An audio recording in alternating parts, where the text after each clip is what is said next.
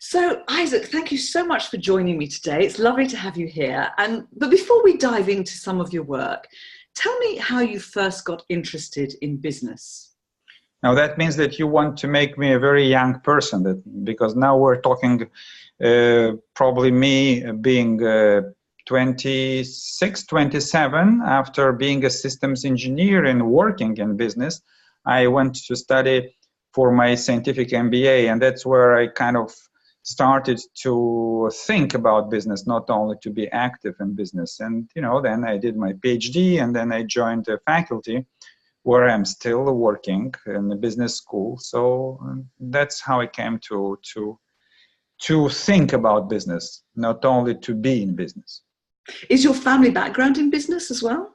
No, it's an interesting question. Yes, in fact, my grandfather was an entrepreneur, and he built a pretty successful chemical factory business, and even his father was. So they were kind of industrialists and engineers that studied in Europe and Germany and so on and so on. And then there was the war and things like that. So my father was an executive in R&D. He had a PhD in chemical industry, but he was not an entrepreneur, but he worked in a large, his whole life, worked in a large industrial companies. And at the end of his life, when he retired, he also became a teacher. So he started to teach businessmen in his area. So yes, I would say that there is a family history in that. Yeah, it's in the blood, I said. That's wonderful. And thanks for a question, because usually no one asks this type of questions. But obviously, we have some family history and some predispositions. Some people rebel. Some people kind of comply to family history.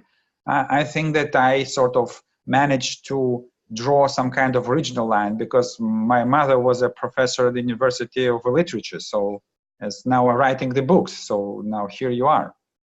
And actually that leads me on very nicely to your best-selling book, in fact, Freedom, Inc. And your involvement in the rise of the corporate liberation movement in Europe. If people haven't heard about the corporate liberation movement, what is that all about? What is that concept of freedom and liberation in a company? Well, it's not not a new idea as an idea. I mean, we can go back to McGregor in the 1960 and the human size of enterprise, and basically this idea that people are not necessarily should be viewed as being lazy and trying to do their minimum 9-to-5 stuff and need to be controlled and directed, right? It's called so-called McGregor's theory X, and that human beings, in fact, they want to do a good job. They like to work, they like to contribute, they are potentially creative.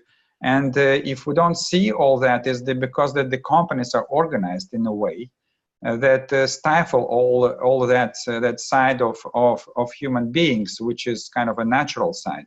And so I became interested not so much in the way to organize companies to allow all that, how they run. There are other people who describe them. I'm a leadership scholar. And so I became interested in how you transform a traditional organization. Or if you are a startup, how to build a company that is organized in a radically different way than what is called command and control.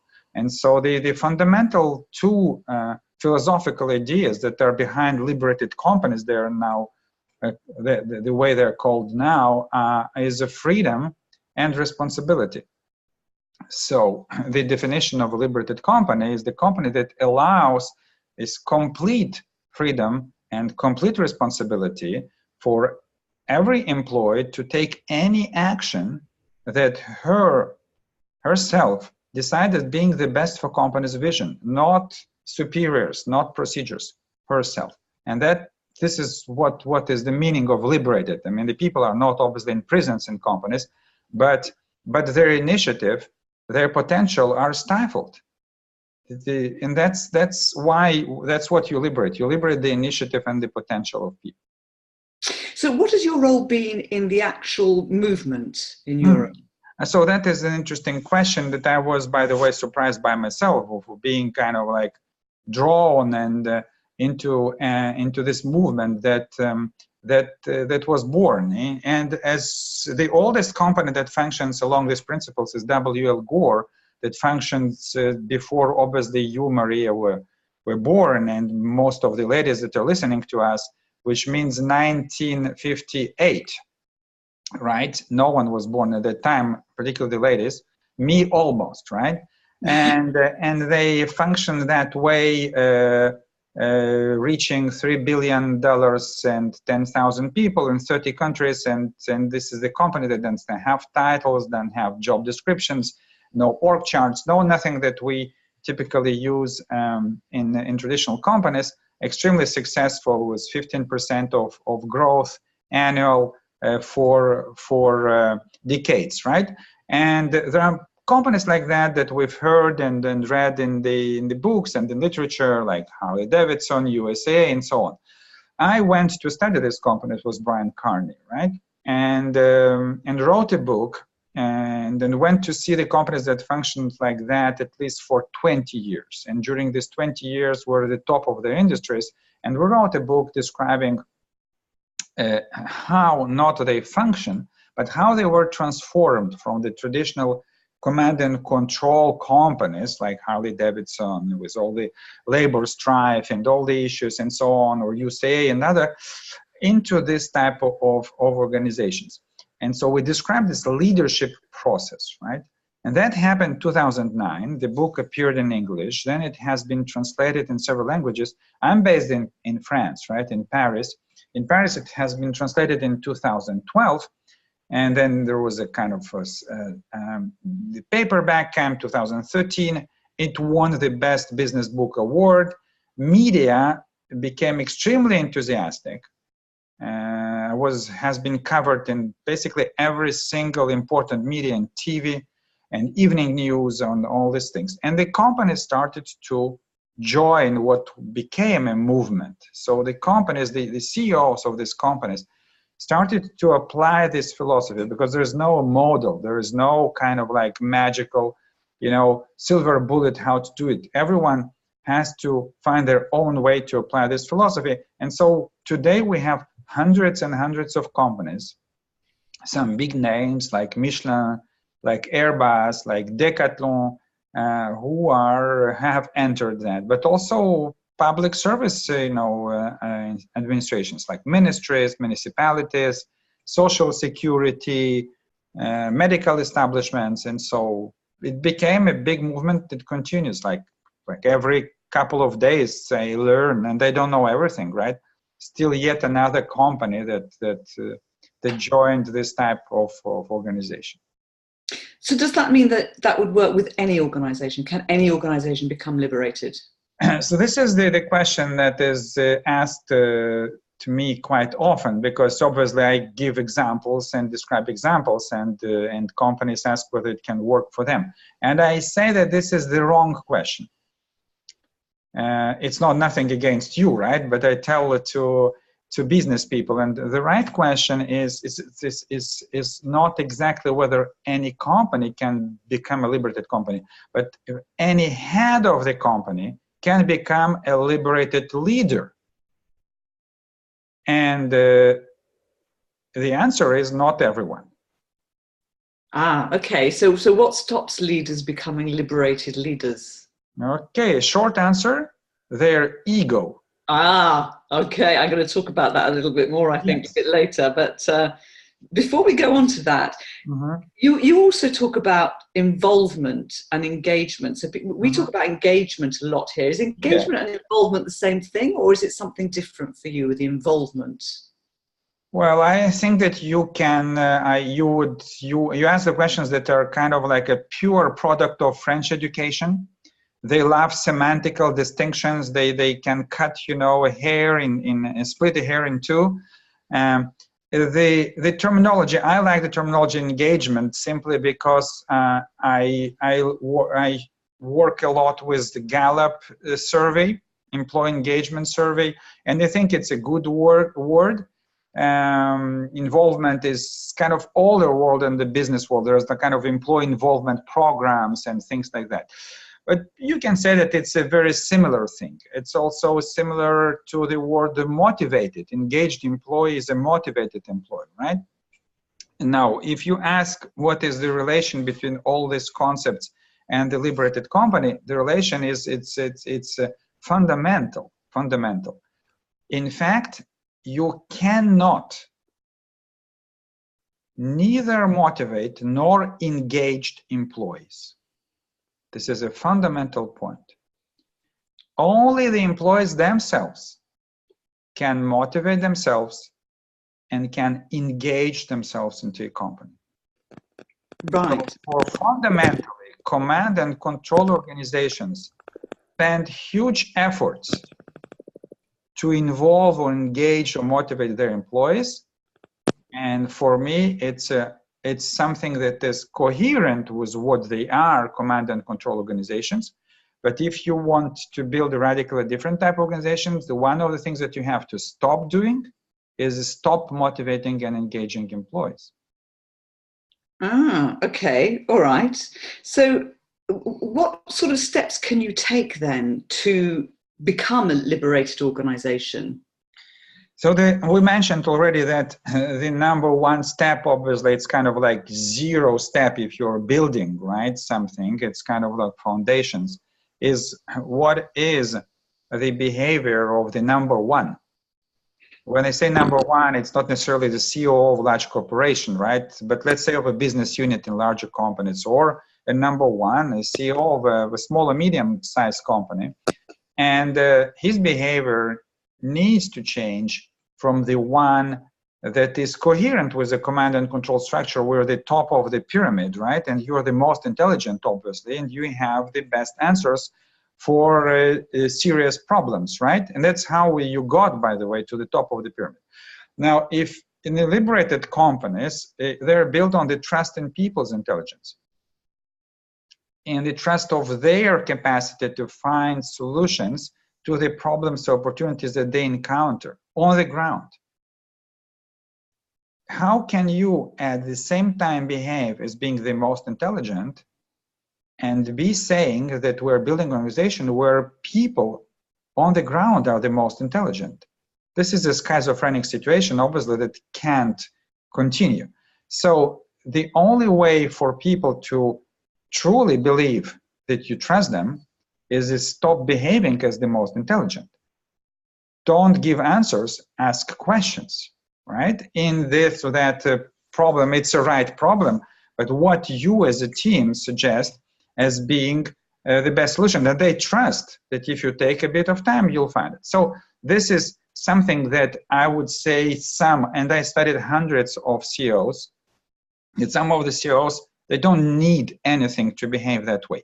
Let's say they're humble by nature or education, or they don't need to show everyone that they know better.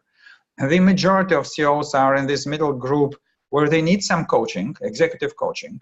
It's a question of, I would say, a couple of months, sometimes 6 months, and you understand how you should talk and behave, and you become that type of, I would say, trusting leader. And the last group, which is a rare, but I would say severe case, these CEOs need a psychoanalyst.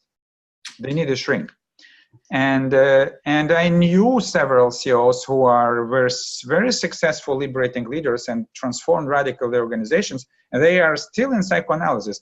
I mean, that's something that is really very down deep, and it's not a question of a couple of months, but probably of several years. So this is the first step. Now, when you have that already, I would say that it's very important. I sometimes say that it's 80% of the success of the transformation, because otherwise you are just going against the tide, right?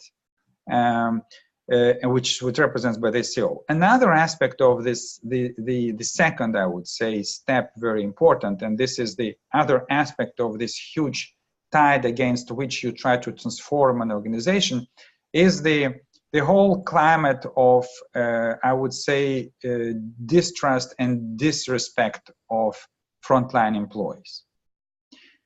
Now, we need to be careful here. It's not that the companies on purpose build this climate, but the command and control inevitably create the environment where people are not trusted, and not respected. What does it mean that a guy that signs a salesman contracts for 100,000 pounds needs 5 signatures to buy a 100-pound external disk driver to save his data? What does it mean? Respected? Is he trusted? What does it mean that people need to go through, I don't know, 3 months in order to hire an assistant that they really need, right? Because there are some kind of HR procedures that you need to go through, all kind of signatures and meetings and so on and so on. And they meantime losing clients, they're losing business and so on and so on. So this exists not because people do it on purpose, but that's how it's created. That's what I call the hierarchical bureaucracy. It's the principle of that, right? That you have layers that people need to approve, and you have all kind of procedures and so on. So this is a fundamental thing. And how do you go into it? You don't announce, we will now liberate our organization, but you start by the silent phase, which is called an off phase, OFF, right? And you ask managers to simply address their teams, would be good every day in the morning and saying, team, what today in order to do the best you can possibly for the company? And the question that is related is there something that prevents you from doing your best?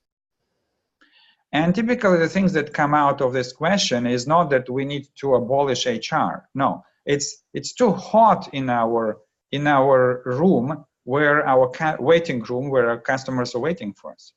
Or there is no chair there, the chair is broken.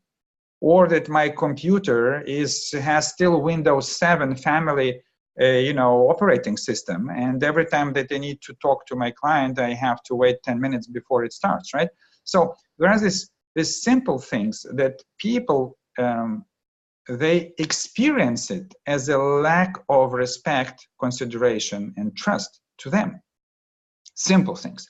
So managers need to prepare, obviously, that there will be some issues that will come up, and act on it immediately, not saying, oh, we don't have budget, we'll see it next year, and so on and so on.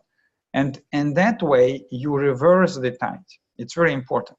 Because if you try to, let's use the word, involve these people to co-create together a new type of organization, and he's still waiting for half a year, a chair that doesn't hurt his back, or for 1 year to put some heating in the room because it's shivering. How do you want him to believe that you are going to trust him on larger issues? It's impossible. So it's walk the talk. Don't speak too much. Do the things. And then the people maybe will ask questions, why you're so nice to them? And maybe some people will be surprised and saying, what's wrong there? There's some kind of manipulation. Maybe they smoke something and inhale, there's something wrong with this CEOs. What happened to them? And so, and it's good, because the people are sort of sense-making animals, right?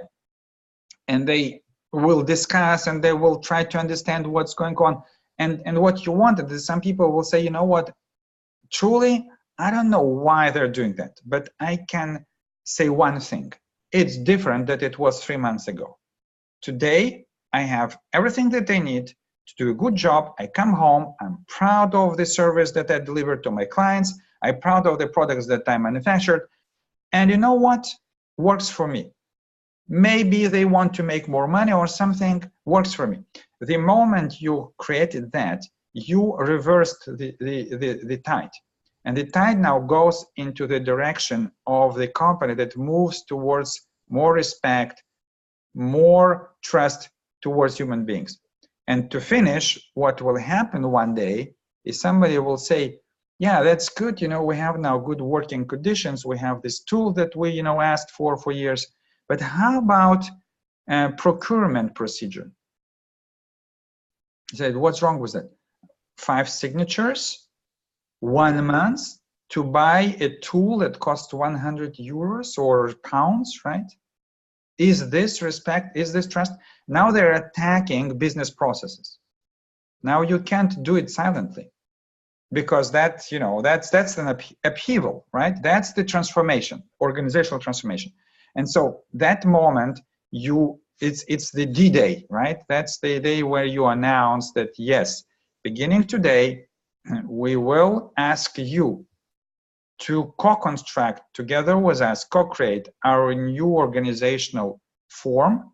And if you see any business process, any organizational procedure that you feel is not respectful, not trustful with regard to your intelligence, your capacity to do your best, raise it, form a task force, and propose by what you want to replace it, respecting obviously legal, financial constraints, and so on. And that's how it works. So it's basically a simple, I would say, thing to describe, very hard to do all of this. You know, it's wonderful. I think this is fantastic. It is really simple, and it reminds me of leaders that I've worked for who have worked in this way and got the best out of me. And it also reminds me of organizations that I have left where I have felt disrespected and distrusted. It's really interesting. But let me, Maria, just track to that. That's very interesting, because when I discuss with the CEOs and they say, you know, as when you started doing that, did you have any plan and design? And many said, no, but one thing was sure. I did not want anything that I suffered from in the job that I left as an executive. And there were many that I met, Bob Koski and some others, who left as executives. They couldn't be at anymore, either like the way they were treated, or the way the company treated employees. It can be also kind of empathic situation, right? Or it's yourself, or it's just you are not comfortable that your company and the board that you are a member of the board treats in that way people in the company. And so they left and said, everything that smacked what I hated, no way it will find, and then gradually build something that resembles us, resembles who we are. Because just one word maybe to say that, it's interesting, it sounds very radical, very unusual to the organization we're used to. It's true. And we have this command and control organization since the Industrial Revolution for more than 2 centuries. But this is not something natural to human beings. When people go home, they don't have the procedures and business processes how to prepare a dinner or how to clean up a table. And they don't have these rules, right? So that are written somewhere, how to behave when we go to a family weekend and so on and so on. So the things are organized on the natural human relations that are based on certain values, right? Trust, consideration. So everyone knows at home that is not dysfunctional, right? If you scream at somebody, it starts to go apart, right? So, but people, they raise their voices, right? They point fingers in companies. There are all these conflicts and frictions. So the idea is to build a type of organization which is natural to human beings, the type of relationship that is based on certain values and principles which are natural. And people go to work not saying, I have to now forget who I am, what are my values, because this is a different world. No, it's, you don't have to cut your life in two. You know, this work-life balance, I'm very critical of that. You have one life. And this is your professional aspect, facet, and you have a private, and you have others. You don't need to be a different person. Fantastic. So it's about being authentic, really. Being yourself, but you cannot in most of the companies, right? I always am kind of like puzzled in a way, also admiring, you know, the London scene at 6 p.m., you know, and all these pubs, and people are standing outside of the pubs, and they remove their ties. And they are laughing, and they're happy. And you discuss with some, I have many English friends, and said, that moment you remove your tie and said, here what I am really, right? This is me. This is me, Michael. It's not the Michael that you know me in the company, right? But why do you have to wait until 6 p.m. remove your tie and have a beer to be yourself? Brilliant. I want to go back on something you said earlier, because I think it's really important. You talked about ego, and I know your next book coming out is Leadership Without Ego. So many leaders get to their point of leadership because they've got a huge ego, but you're saying you have to let go of ego in order to be a good leader. how do you say to somebody like Trump, let go of your ego? Yeah, okay. I know that many, by the way, every time we speak about our book that is coming out with Palgrave in 1 month or 1.5 months, and obviously people are reflecting about, you know, the political scene and Trump. In fact, you can get things done, right? But ego is always a drug. You know, it's something that, you know, people, instead of willing to work with you and giving their best, right? They, in a way, have to bear with you, right? Have to they have to do despite certain things. So basically, you may, I'm not talking about Trump, but I'm saying about ego-driven leaders. You may be a bright person, you may have great intuitions and so on and so on, and you may achieve a success. However, you would achieve a much bigger success if you be the person that use your intelligence asking the right questions that no one is asking. Because as you as a CEO, you probably meet people and see the world and the perspective and dimensions that people within the company don't see. Instead of being, this is the new strategic direction, that's where we go now. Okay, and everyone say yes sir, and said, what is this disaster? You know, we invested just 5 years into building this, and now we have to turn 180 degrees, and I don't agree, and so on and so on. So yeah, you can push and force and achieve something, but I believe that if you rather create an environment where people are self-motivated to do their best, and you trust their intelligence, you guide and say you're a leader, you don't renounce.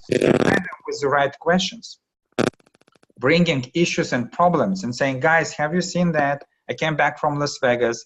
Everyone is talking about that. Do you think it's an issue for us? If yes, what could we do to prepare ourselves for what's coming in 2 years? This is what you do, right? So you don't renounce, right? But you behave from somebody that I would say in, you know, it's very much inspired by Chinese Taoism, this whole approach, right? And Lao Tse and Ching, and in this approach, you are like water. You stay below the people, and if you stay below the people, like ocean, everything flows into you. You don't need to be above the people. You are below them.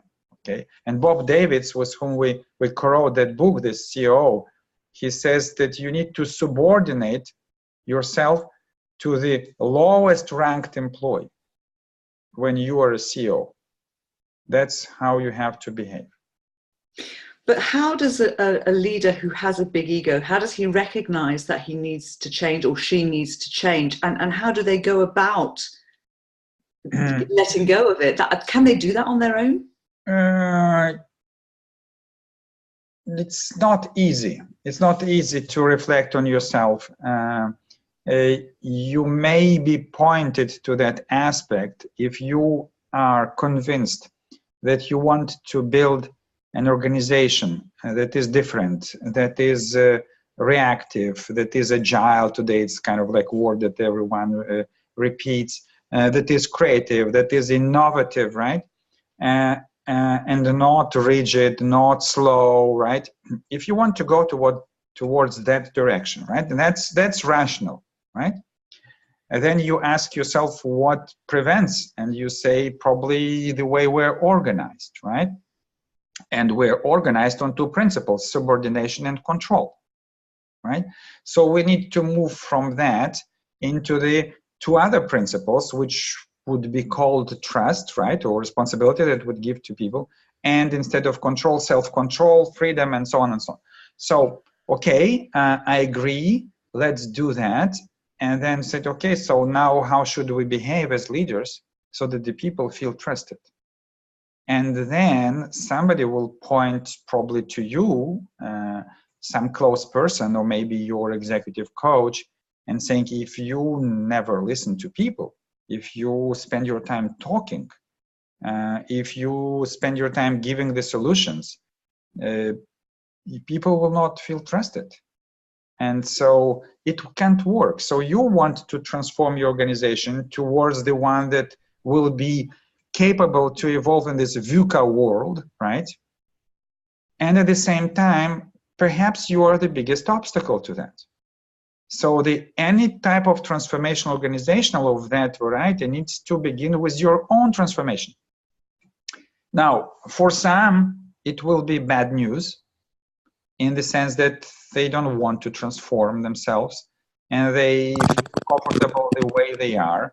And so that's it. And it will stop there. And, you know, there will be some kind of change projects probably and adaptations, but nothing dramatic, nothing radical. And for some others, they will say, you're right.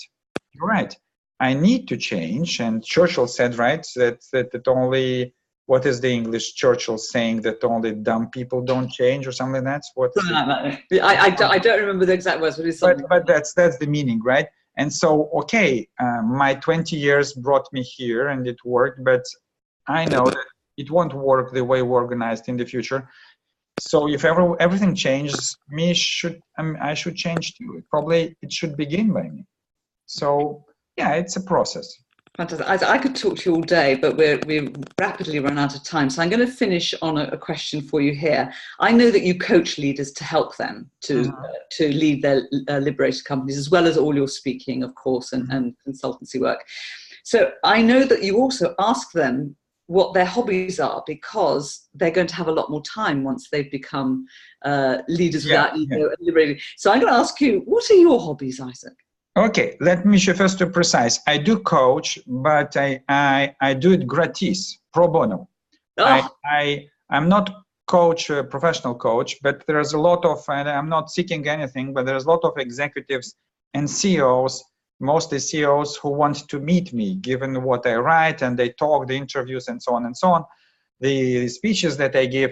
And so they want to discuss with me the questions that you asked, right? I mean, how we should do that, what is my role? And so I spent maybe a quarter of my time meeting, typically after works, you know, around a nice glass of wine or something like that.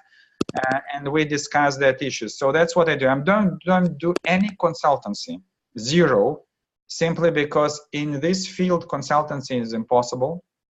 Consultancy means that you bring a model and you come with a method and you will put it in place.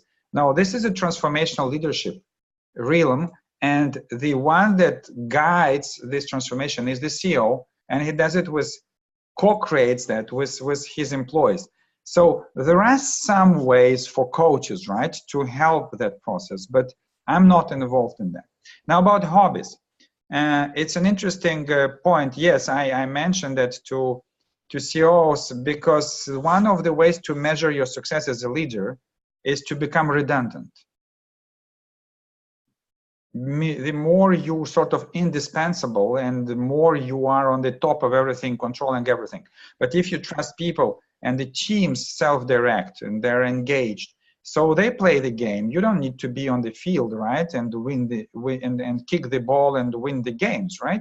They're playing. And so your job is to create the environment where they do their best when they're playing the games, right?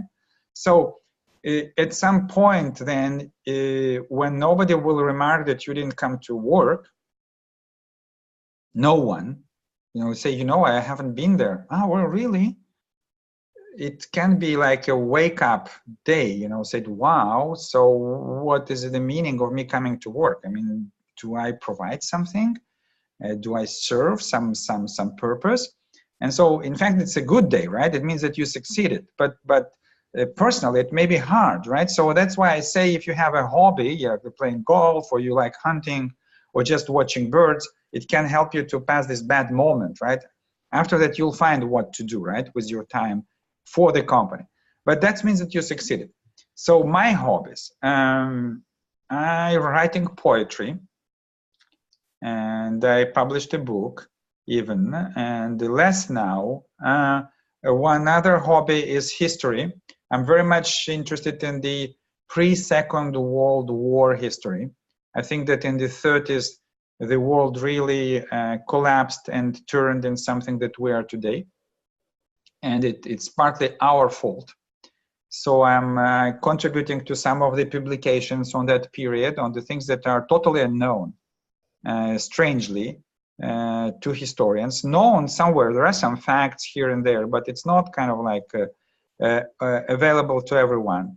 Both what happened in Germany, in France, in Soviet Union, and in the United States, in that pre-Second World War period. So those, I would say, some of my hobbies: artistic, intellectual. I love food, I love wine, and so I think that's enough.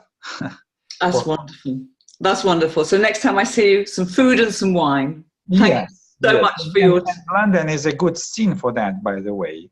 It's, you know, the French think that some of them that you eat fish and chips all the time, but that's not true at all. And London is the scenery for people who are interested in the food scene, you know, who are foodies. They're called foodies, and London is a wonderful scene. And then in terms of the wine, you have the best merchants in the world of wine, so you can find a lot of great stuff in London. So when I come to London, I always try to go and to eat in good restaurants.